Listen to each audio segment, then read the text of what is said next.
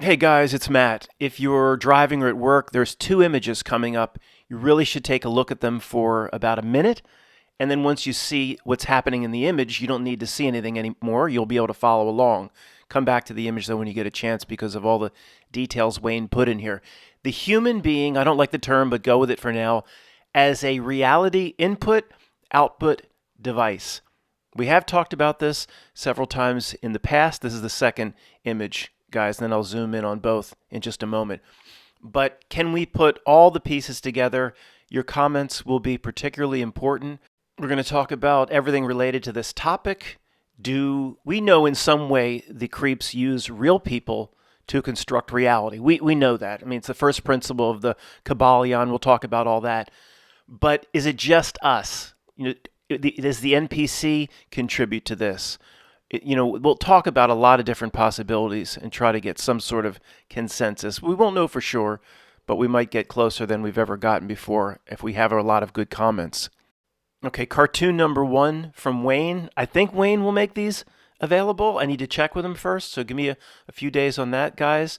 I asked Wayne, by the way, Paul does the Bathroom Rebel and the Throwing the Rubber Duckies. He's working up more of those. This is Wayne, and we thank them both. I said, Wayne, can the concept of floating a blurry image, a blurry concept, and then how the creeps plot and plan to bring that into reality, to introduce what was once blurry into reality where it becomes clear. The example that jumps off the page for me was when they put Bruce Jenner became Caitlyn Jenner when they put her on the first magazine cover, and then the second, and then the 25th magazine cover, and how that worked its way into reality.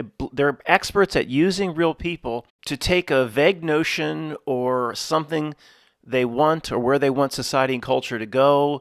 I represented here, or asked Wayne to do it as a blurry image and using real people as the key ingredient to solidify it into reality, represented here as the movie projector on top of someone's head.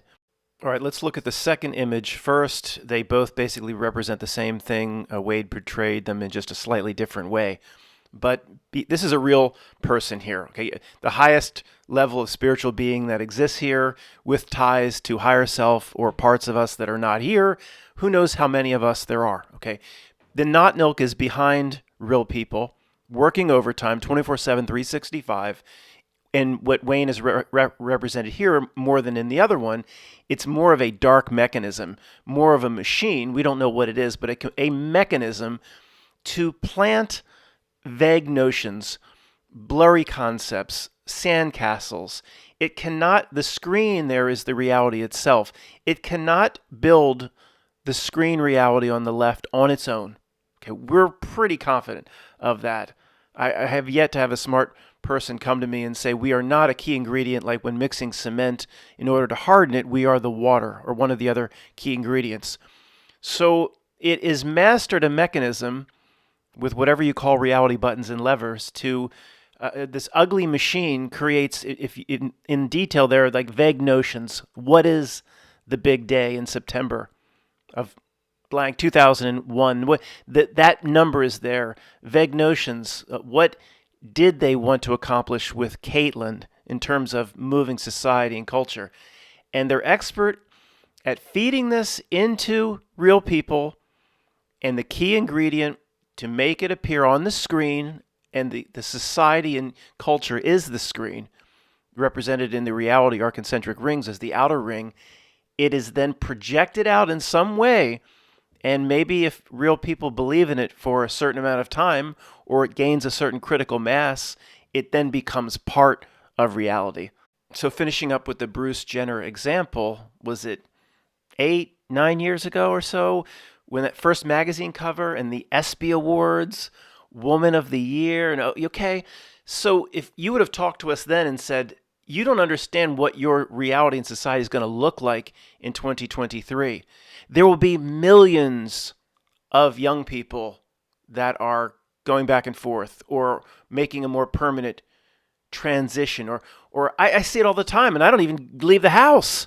I went out the other day. There was somebody that was obviously with the magenta hair, Was obviously a man, but was going through, trying to become. It's all over the place. We would have never believed it. They needed real people to do that. They cannot do it directly.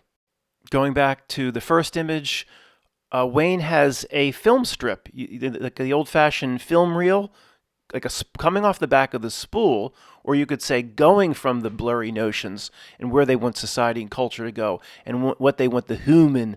It's actually Homo sapiens sapien. It's sapiens sapiens doubled up for modern man because we're double dumb. Double your pleasure with double McGum with a double dumb sapien sapien. All these vague notions then feed the film reel. You can see the film reel going past the 9 paired with the other number and some of the other vague concepts into the film reel. Input output device is the human, and out to the screen it pours, or at least the closest thing the not nil can come in interacting with reality is through the outer ring and the screen. Has it been able to penetrate some people's inner ring or heart-centered reality? It's getting pretty good at it. Not ours. Not ours, but it's getting pretty good at it. The second cartoon, where the real person is seated, is much darker from Wayne. It's more grim. It's the Matrix. The machine or the mechanism in the background is just evil. It's very similar to the way Wayne did. Remember when people submitted the not milk is all around and it's massive, and all of this for me, I still believe very strongly all of what we're going through, we need to go through on a spiritual journey, but we'll leave that for another time. Wayne drew this just humongous mechanism and one person standing in the middle saying, all of this for me. And the different components of the mechanism isn't trying to help you. It's selfish. But it's put into this reality system to fulfill a role, to do a job. I still believe that about the dark mechanism, no matter how dark it is. Every movie needs a bad guy. Star Wars needs a bad guy. I'll say it again. Wouldn't get anything out of the reality lying around under fruit trees. And you know where I'm going, so I'll stop there.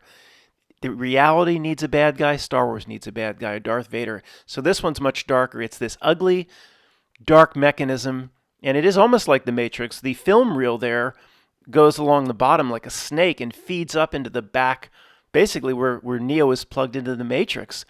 And then reality is projected. And who knows how many real people are here to project reality, generator beings or whatever you want to call us. And what are our family and friends and neighbors doing every day? They're doing exactly what that mechanism wants. They're believing every single person in authority that comes to the podium, and Dr. F. They bitch about it and complain about it at the Thanksgiving table. All those Democrats and those Republicans, and they bitch about government on the stoop. But typically they go and they do 99% of what the damn thing says. How pathetic is that? Okay, Matt, this is interesting. You can evolve it into a sci-fi novel. You're a decent entertainer, but what evidence is there that this is how reality works? Come on, Matt. Come on, sir. This is horse shit. Come on now. It's fun to talk about for a few minutes. Now, come on, let's go back to Stephen Hawking's and Carl Sagan model of the universe. There can't be any real evidence for the... hey, quiet. Oh, there's a lot of evidence. There's a lot. You know I don't read much, but we'll call the ancient texts or tomes. The Kabbalion comes to mind. Principle number 1. It says, like all is mind. The universe is mental. That's all it says. What do you think that means? I don't know who Hermes Trismegistus is, or Trice Great, or who named him that, or if he has it tattooed across his chest. I don't know who that is. I think a lot of these things are stuffed Lenins carried through time. Was there an actual Hermes Trismegistus running around? I don't know. It doesn't matter. I appreciate his work if he was real. But the similar themes, it's only modern, quote, man, human, modern, has corrupted everything with its science and its Carl Sagan notion of the universe, that an explosion in space came first. I mean, it's ridiculous. Consciousness, of course, came first.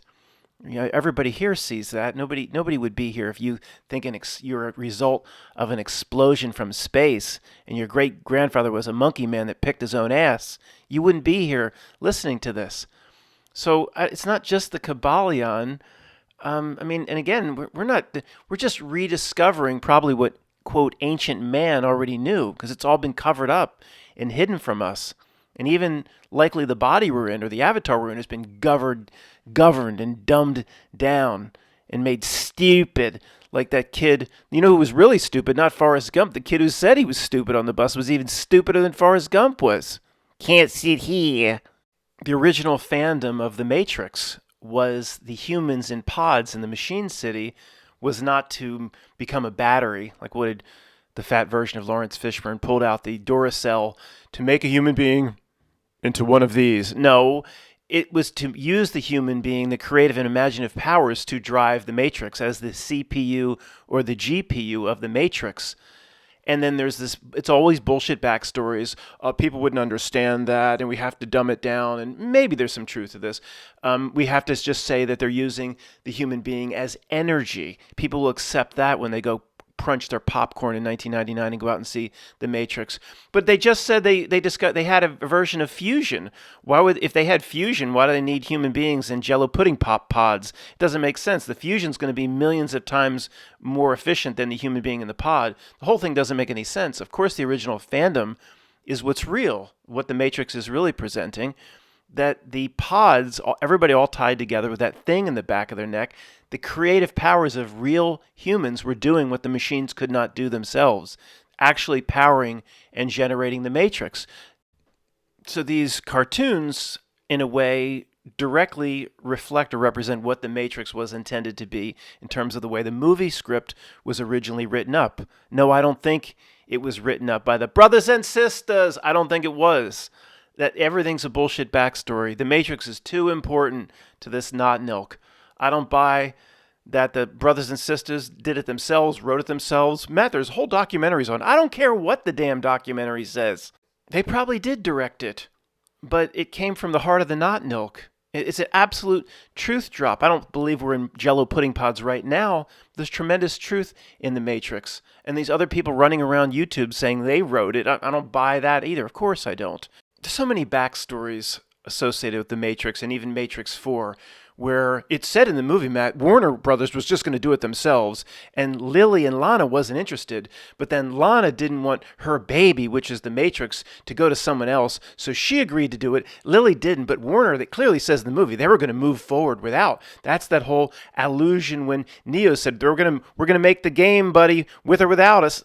Bullshit. Again, we're doing the evidence. Another aspect of the evidence are like what I call stuffed Lenin phrases or Humpty Dumpty's artificially carried through time. One of the big ones, I don't know if we've ever talked about, is be careful what you wish for. Why does that exist?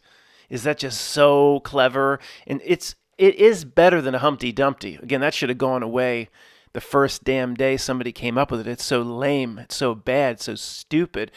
Be careful what you wish for is clever. You could see that why that would exist. It's not. It doesn't exhibit the same attributes of a stuffed Lenin that's totally artificially carried through time.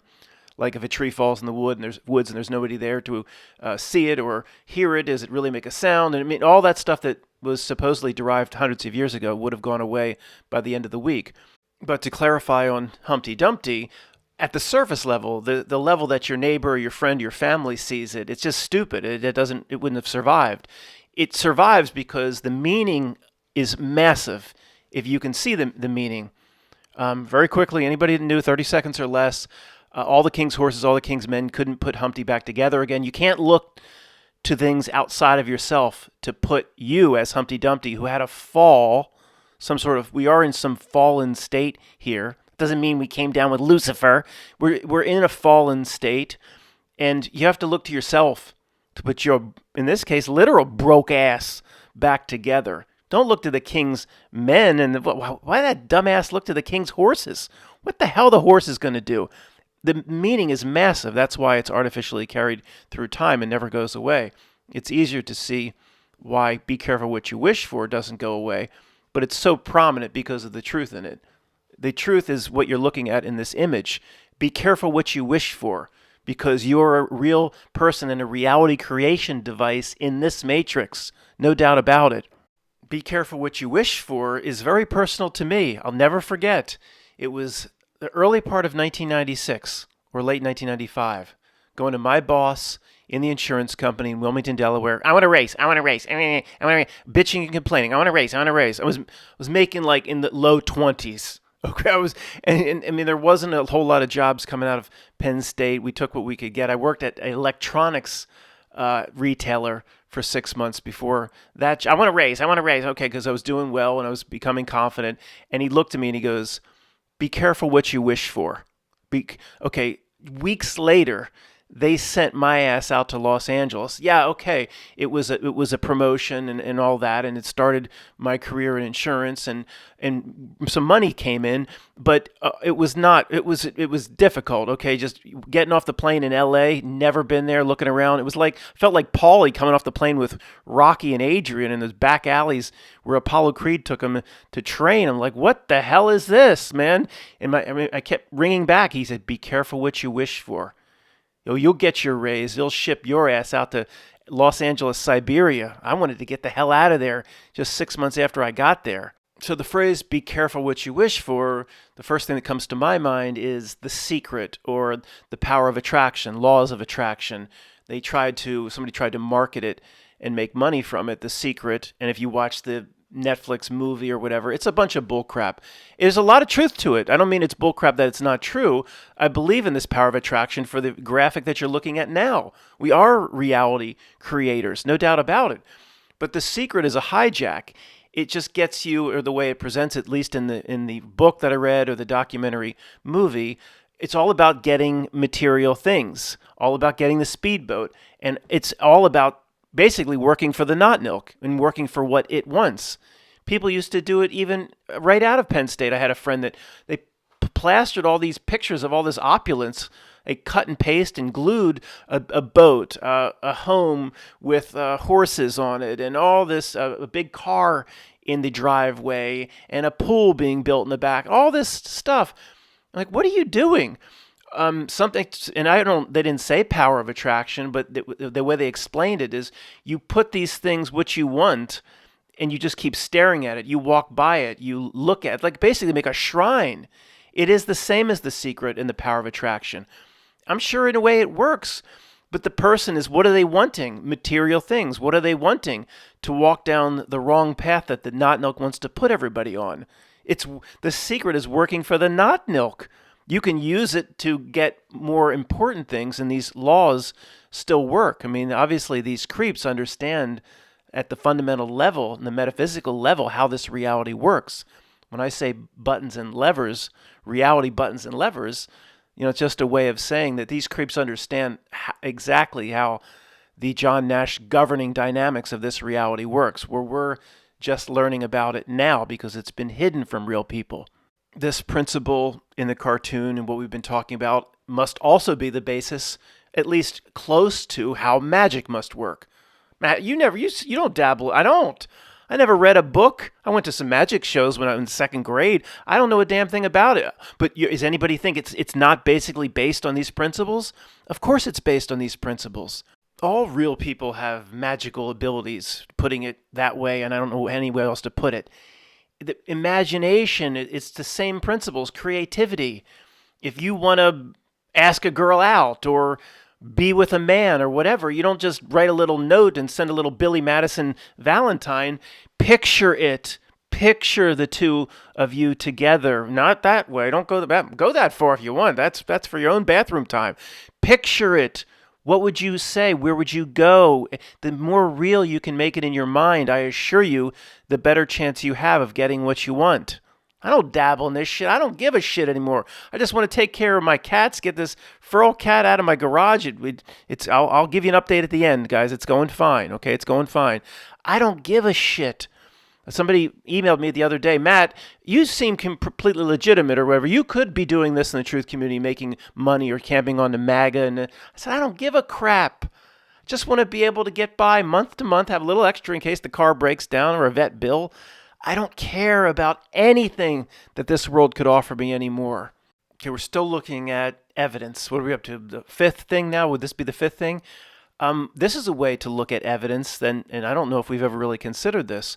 We've been talking recently about how, I watch Pam's cats the first week. Had never put anything on my credit card, but I'm getting cat ads for food, etc., like I've mentioned recently. All right, so the default in our community is it's listening, or all your devices are listening, and it knew your computers knew you were just talking about cats, or saying, "Come here, Cooper and Gouda," and then it started showing you ads. Okay, that's certainly possible. Of course, it listens. The other thing is, people said, "Well, I'm concerned." Some people would say, or have said to me, "I'm concerned, like it's reading our minds." And then it's showing us an ad for cat food, but there could be another possibility where you're in some way look at the diagram, right? The whole point of this presentation is, how does a real person actually cement in reality? Why would we assume that some of those principles aren't going on?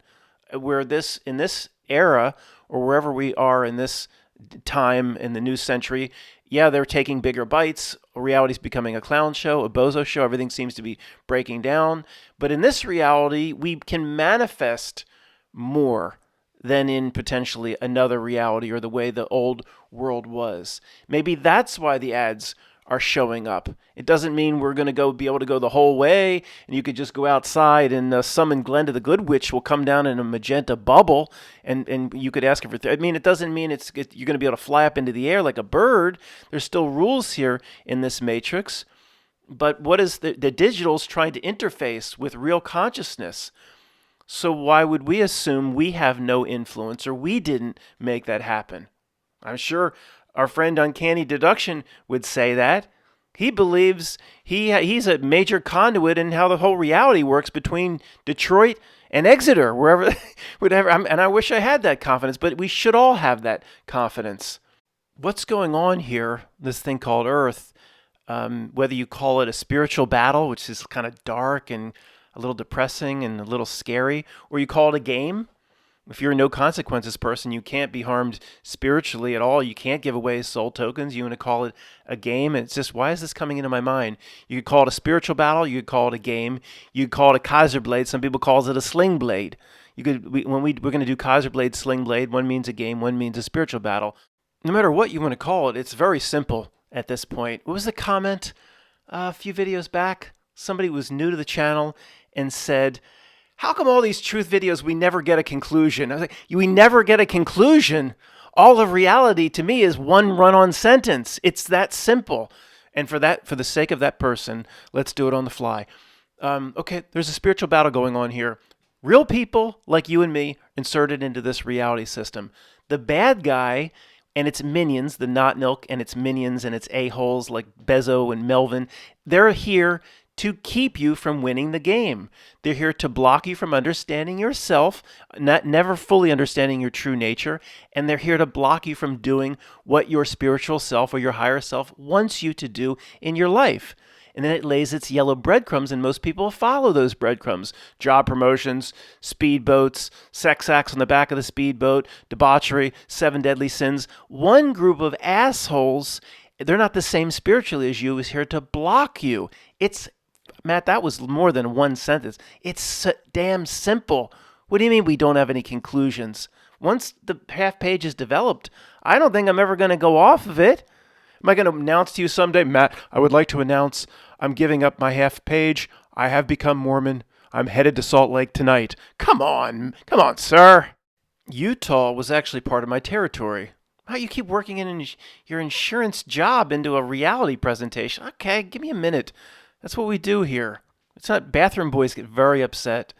Many people, again, Norm is in his tub. He wants to relax. He wants to hear stories. Somebody said to me, I'll be a minute or less, said, you'll never do any business. Why won't I do any business out there? What do I mean? I'll go out there. I'll fly out to Salt Lake City. He goes, you're not an insider out there. If you're not in the Mormon community, you don't do any real business. You may be able to sell donuts on the street corner or something, but you don't do any real business if you are not in the club. Oh, and he was right. On the campus of the Church of Jesus Christ of Latter-day Saints, they welcome tourists. You can go see the famous tabernacle and all that, but that you're approached by these, if you're a young man, you're approached by 3 or 4 or groups of 2 young women, sometimes larger groups, beautiful women. and they know what they're doing. Okay, it's all by design. Young men, beautiful young men for the older women. Let me tell you about the church. It's very hard to say no. If you're a young person getting married with standing in the church, you'll get married at their main church there. People like me are not allowed in, and then they go off and do the mission, the 2 years overseas or whatever it might be, the international mission. That's what we were selling international insurance for. They would need during the mission. And they're like, well, you're from Los Angeles, you're not Mormon, and you want to meet with us? Click buzz. Hello? Hello? Hello? They didn't give a crap about the product. We weren't Mormon. Back to the evidence on the cartoons. I think we're up to number 6. How hard it works. Or actually, most of the items we've come up with recently where we say reality gives itself away, a lot of those items support this notion as the human, as the reality projector. How hard it works to get people to think a certain thing. How every time I've ever said gets up in your business, trying to get you to do something or think something or protest something or do a certain march, or it's always about influencing real creative people, and how hard it works gives the validity of this image away as being true. Of course, our friends and family would think we're absolutely crazy. What's working to block you? Or what are you guys talking about? You guys are out there like Pluto, man, Mr. Joshua. You got there's this dark thing that's working in the shadows to block you from your spiritual mission. You guys are out to lunch. They would think we're nuts. They already do. Tony, my friend Tony, closed the last email to me. It was kind of nasty. He was like, take a Prozac. He said Prozac. Take a Prozac and come back to me when you see the world normally, or something kind of nasty like that. Take a Prozac. What? He said, Matt, are you still trying to work on him? No, it's still from our initial, he's still not gotten over our V'ger 1 and 2 toaster conversation. And he's probably ready to completely cut me off or never want to go out for drinks again, because I don't ever offer it up.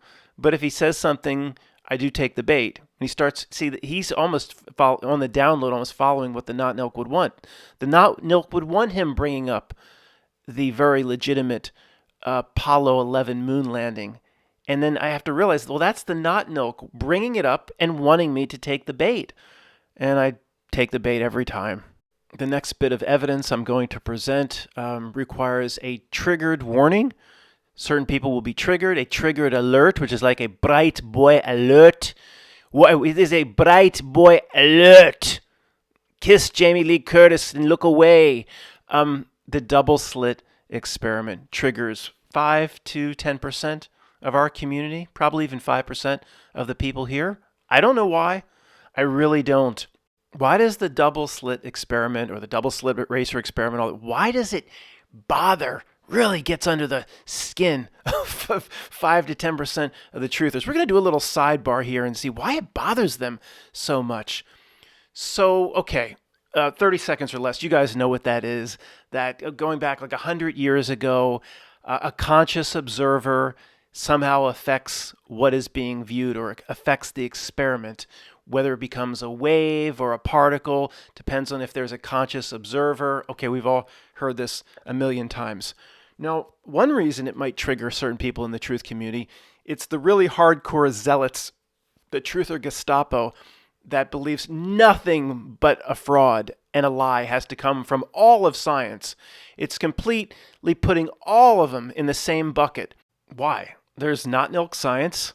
There's Stephen Hawking science and stuff that's meant to deceive. And then there's just like regular science. It does leak out into this reality. You have a refrigerator, right? Where do you think that came? Just dropped from the sky? No, some sort of scientist or engineer created that. I mean, do we have to do this? Really? Like Fleming and penicillin? No, we do have to do this. There's 5% of the zealots don't believe that penicillin is legitimate, that it does not, there is no such thing as a bacterial infection. So why do we have to do this? You know, when Zara bit Pam through and the thumb was swelling up and getting worse and worse and worse, and she had to get an emergency antibiotic shot because whatever the sepsis was, it was getting so bad. That was just all made up. Anyway, Matt, you don't need to cater to the, okay. there's not milk science, then there is some legitimate science. So, okay, maybe we don't know exactly what the double slit experiment is, but it has been run by many other people in universities, people that are not exactly in the final back room with the not milk, trying to do the best they can. Some professor of whatever at the University of Indiana. It's been run many, many times. The results are similar. Also, on the other side, it does show what we're saying here. We all believe, most of us believe here, that the real creative spiritual human does affect or influence or cement in reality. The double slit experiment is support of what we're looking at now in these cartoons, what many of us believe. Why, if you don't believe in the double slit experiment, that the consciousness observer is not a key ingredient in reality itself, then by default, you believe in the Carl Sagan version of the universe. You believe in the Big Bang. I mean, you can't have your cake and eat it too. It's either a fluid reality in some way based or derived from consciousness, or everything's physical from the Big Bang. So do those truthers, do they bow down to the Big Bang? I don't get it. So until somebody can explain their big problem with the double slit experiment, I'm going to continue to use it as supporting evidence as to what we're looking at here. It's not just all based on this. What are we up to now in the 8th piece of evidence? And we have a lot more to go. The double slit eraser experiment is actually supposed to be proof of retrocausality, where whatever the particle is down the end, I'm no expert at it, is actually influenced in some way by an action that took place before. It's complicated, but I know it is at least the scientific, some sort of proof of retrocausality. All right, let's talk about some different things, well, related, but not just the evidence that we as real people are used in this manner. Most of the old guard, I think, would believe or believes what I do, that these creeps understand how this aspect of reality works, and they've known about this for a long time. It's just they didn't have the buttons and levers. They didn't have the technologies. I mean, the internet, the social media, the AI. I mean, they're exponent how they influence people or real spirits to influence or shape reality. The tools they have access to now are on steroids in this technological age. So I would say they've known this stuff a long time. Maybe not, they don't have the exact understanding 200 years ago or 100 years ago that they have now, but in general, I think they've known this. You know, if we've read the old esoteric tomes they have, and how many tomes do they have in, say, for example, the Vatican Library, things they've never even given to the proletariat, and things they've never even released to the great unwashed. Relates to all those stories about Library of Alexandria, all that shit. You can't take that shit literally. It exists. Those stories exist for a reason. To me, you know, again, they understand how reality works, and everything they do, every technology that they come out with, even potentially, of course, the magenta is tied in here, or magenta is a symptom potentially of bigger bites or certain bites they're taking in other areas. The Mandela effect could be a symptom of their overreach in some way. Let's look at the concentric rings reality diagram from a few years back and try to tie this to Wayne's cartoons. Remember, Wayne's cartoon has a projector over the mind, over the head of the real spiritual being, and then projects onto a screen. The screen in this diagram, of course, remember, is the outer reality screen. What? The outer reality ring, the screen, the not milk, the asshole dark. The most important part of this diagram is the difference between your heart-centered reality bubble, your personal reality bubble, I think where the energy of this reality spawns from, the energy of what real people can produce.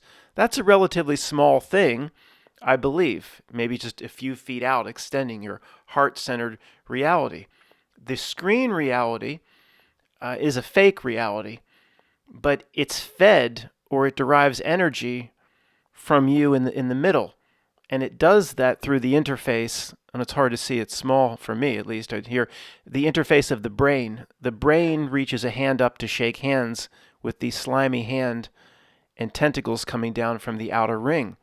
So it interfaces with your heart-centered reality, which is like the part that produces the energy through the brain, the ego mind, the English language, other languages, the frontal lobes of the brain, the part that unfortunately I have to speak to you in English because I guess we lost our telepathy or whatever a long time ago. Or there's no doubt we have these abilities, or we had them, or that. But anyway, the technology demands I speak to you in their spellcraft language of English.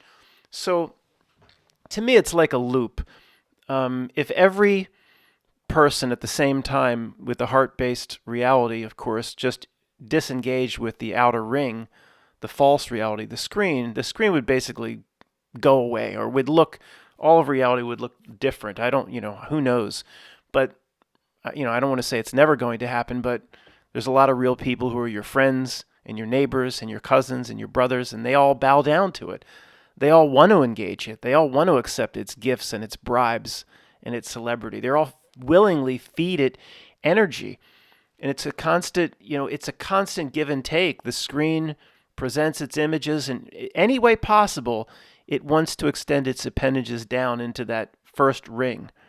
I forget what the middle ring is. I believe if it's too small for me doing this on the iMac. I believe it's like the society and culture. The middle ground between the screen or the not milk itself in getting and penetrating into your heart-based reality bubble, which might be very small. Again, just you and your family's in it, and people can come and go inside your heart-based reality bubble. Or if I sit next to my friend Tony at a bar, then you would think our heart center reality bubbles in some way are overlapping or conjoining. And that's one of the most frustrating things, that in this day and age, how they have everything set up, even though we're sitting next to each other, we're in close proximity. One of the key themes in the Matrix 4, I can't ever get across to him anything I can see, and he can't get across to me anything he can see. Him saying to me he completely believes that there is something sending signals back from over 1 billion miles away with a little dish pointed, I guess, exactly in the right spot. And somebody tried to explain to me via email that no, it doesn't have to point it exactly, Matt. The waves spread out. Well, I don't think that helps the argument either, because then it's called delusion. Over 1 billion miles, it's a joke. I mean, 1 billion miles would dilute a signal coming from 4D batteries that's 35 years over, they say, its productive life. I mean, it's an absolute joke. There's nothing 1 billion miles away called, from Star Trek, V'ger, which is the Voyager. So I can't get my points across to him. He certainly can't get his points across to me. I'm big enough to say that it's possible his reality is legitimate in his world and mine is legitimate in my world. I'm not arrogant enough to say that he's 100% wrong. I at least have to keep on the table that screen reality to him could be different than it is to me. But I think it's so bad now where even if we're in close proximity or the reality bubbles are like overlapping, we still can't, Lost in Translation with Bill Murray, where maybe it wasn't that way 100 years ago. I think it was easier to get through to people. So the middle ring is society and culture, and that's where it floats its blurry ideas and its Caitlyn Jenner magazine covers. And in doing that first magazine cover, I mean, they knew whatever their weird, creepy predictive modeling is, they knew where society would be today to a standard deviation of whatever percent. They knew where you could have come to us 10 years ago, and Don Cheadle from The Family Man could have shown up, and not in front of Nicolas Cage, in front of you, and said, I'm going to give you a glimpse. Let me show you a glimpse of what your society and culture will look like regarding the, pause, Bruce Jenner issue. Let me show you what it looks like, where if you have friends and brothers and cousins, there will be kids that 2, 3 kids that struggling with who they are or wanting to be the other thing or becoming the other thing. And 10 years ago, we'd have said there's no way it could be that prevalent. I know this not milk is capable. I stopped underestimating it a long time ago, but there's just no way. Well, it knew exactly within a few standard deviations, or if that's the right word, where it would go. And we would have said we would have said 10 years ago, there's no way that they could make it that prevalent. 15 years ago regarding same-sex everything, that whole topic, we would have gone, there's just no way it would go from a relatively taboo topic to society bowing down to it as it be basically being preferred to get a job or for any reason. And 15 years ago, we would have said, well, we think this not milk is capable. It will make inroads, but to that degree, we wouldn't have believed it. And it is amazing. But again, the good news, guys, is the yin and yang is the ruling symbol, in my opinion, in this reality. Picture it now. As they take bites and they move too fast. Or what did Schwarzenegger say in Twins? You move too soon. He's saying that creepy shit again in a crisis situation. They moved too soon. They took too big of a bites. So all the information is coming to us on the back end. And maybe they just figured, in their creepy meetings with little George, let him speak. Little George as the monkey. Baphomet says, let him speak.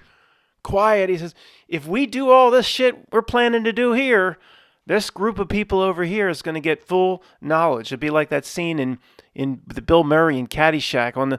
You'll wake up with full knowledge, not granted by the Dalai Lama, but granted by too many big bites that the Not Milk and the minions are biting off. And little George might have said, that's the cost of doing business the way we need to do business. These people will wake up to everything. They will get full knowledge. But you know what? We have a plan for that. We will make them, the boys and girls who cried wolf, we'll make those sons of bitches such outcasts amongst their friends and family that they could have the biggest reality revelations in the world and nobody's going to believe these sons of bitches.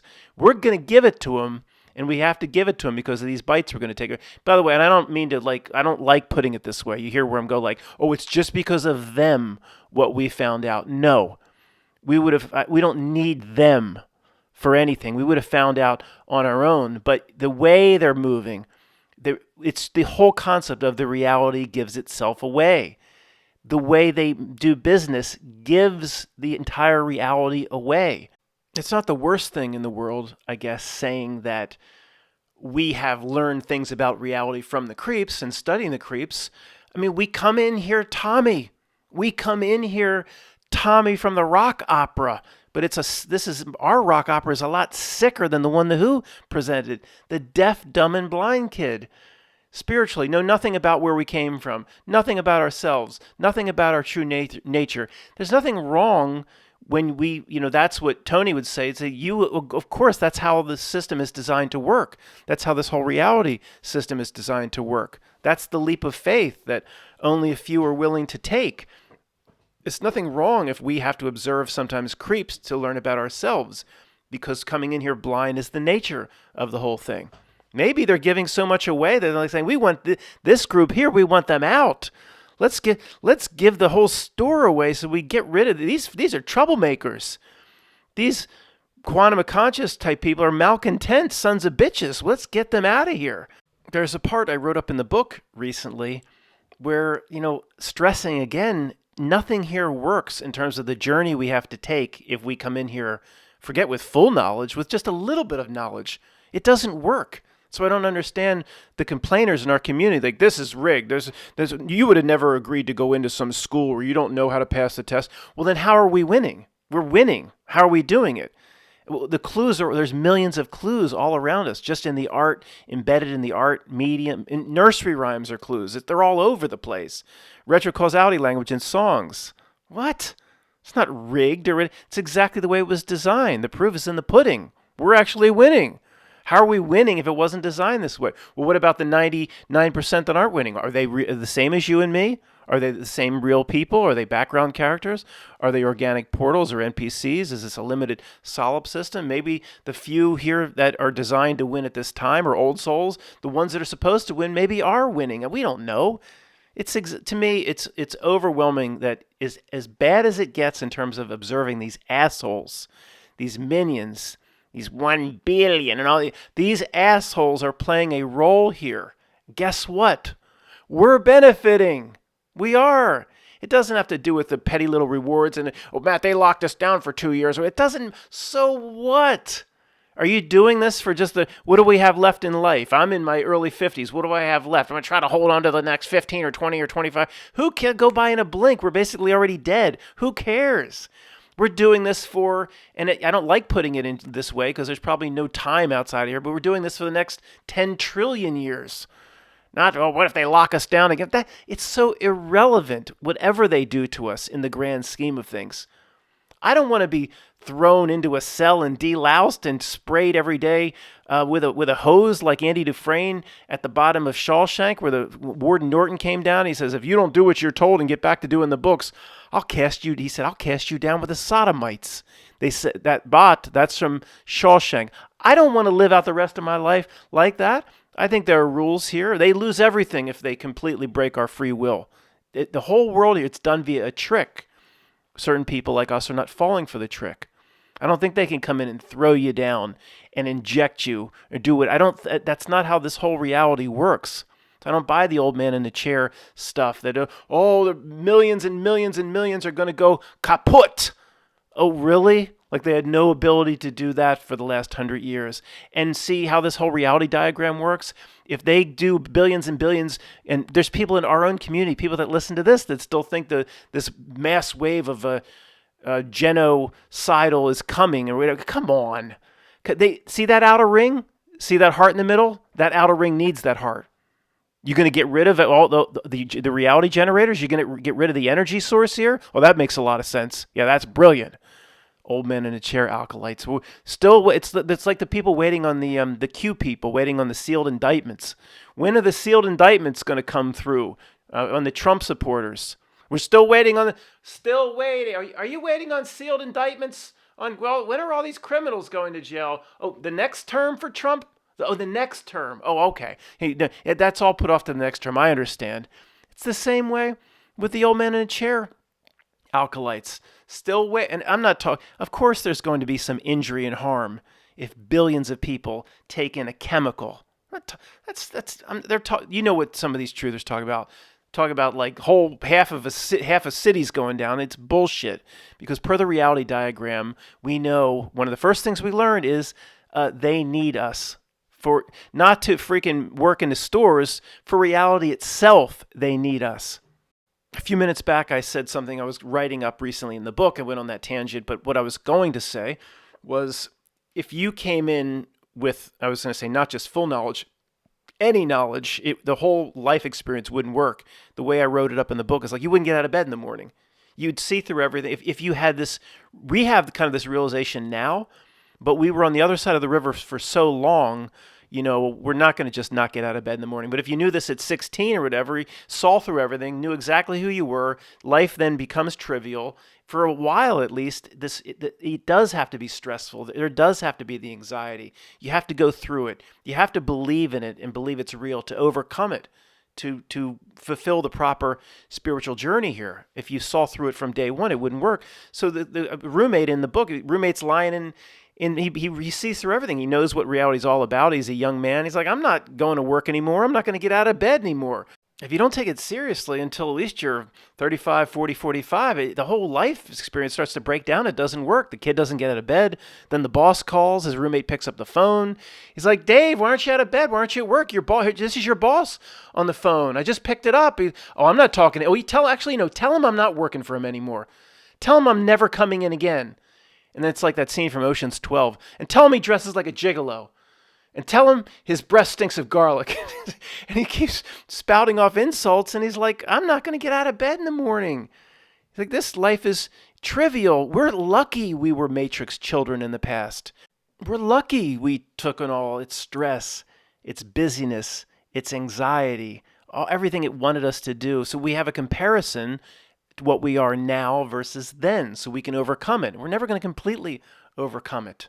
I remind people in the book in a few ways, which has to be done, I won't say it now, that this world every day, every morning reminds us how low this experience is. Doesn't mean it's not a merger of heaven and hell. You can latch on to the heaven. There's not beautiful things in the heaven poking through the game board or the natural world, but your body every day reminds you of how low this experience is, and there's no reason to believe we're going to be perfect. The body, go work all day and put your arm up over your head and stick your nose in your armpit. That'll remind you that being perfect here is not possible. After so many decades, we're so used to being in this body. We're so used to this human experience. But again, more kind of truth poking through the matrix. What is it? Agent Smith is in the real, somehow he gets his consciousness in the real body. That character is called Bane, and that actor did a great job of expressing the other actor, the Agent Smith personality. But part of it, remember, the big part of it, he's like, how do you stand this stink? Like it's just like rotten cow flesh. How do you stand being in this thing?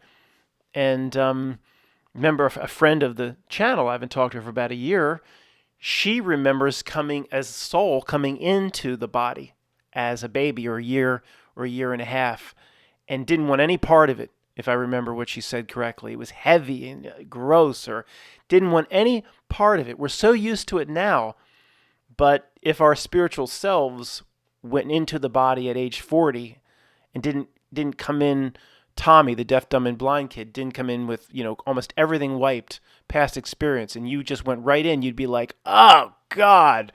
Oh, my God. That's from Tommy Boy. And then the meat wagon comes, doo-doo-doo, and the medic's like, oh, my God, this body is so gross and so heavy and so, yeah.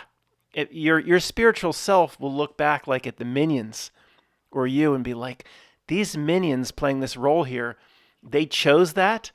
They wanted to keep coming back into a body as that type of incarnation with certain knowledge. And for what? It's so disgusting to get, oh God, to get like whacked off on the back of a speedboat. Even that's disgusting.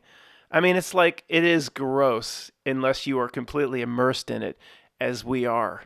And a second ago, I said that the wrong way, where I said, these minions chose this. Well, I believe, and you've heard me say, or Tony said, we chose this, but with no understanding of what this body experience would be like. And even if we did, again, completely wiped, mind wiped at birth, or no understanding of who we were or where we came from, where Tony has a better understanding of these minions, and everything he's ever told me does resonate with me, saying they do have certain understanding of past lives or past life memories or a different type of relationship with their higher self. They, in a way, they're more game addicted. They're more bound to this place. They're at a lower, even though they have all the money and power and the speedboats, they're lower than you are. Lower than I am. They're game addicted. They're not ready to go on the more hardcore spiritual journey that we're going on. They're not ready to have a spiritual Michael Spinks to Mike Tyson, which is the reality ass kicking, or get their butt whipped as we have. They're not willing to do that. But they do know what it's like to go back into another body and another, and they have this ailments. And who would choose that to do it over and over again? Maybe, hey, one time or whatever, let's get out of here. It was interesting. I don't think I'll choose it again. I don't think I'll choose anybody that could have a gigantic hemorrhoid. I just don't think that'll be me in the future. These creeps who look at on the screen, Santa Claus Schwab, Wayne's got up there, and Donald Trump, they choose it most likely to come back for their stupid money and power, and they think that's prestigious. It's pathetic. It's fiddling Ben's low. I'm not just saying it to make ourselves feel better. That, Matt, you don't have the power, so you really want what Santa Claus Schwab has. Not for a second. These creatures are so pathetic. Whether it be Elon Musk or Santa Claus Schwab, I'm looking at Donald Trump here, the governors, the celebrities running around thinking they're important with the pathetic rewards of status that this society has bestowed on them. Like anything that can be given from this not-nil culture could be anything worthwhile in the grand scheme of all you are. There's not a real person here that would trade places with any of these creatures for all the money in the world. They are truly pathetic. Thanks for listening.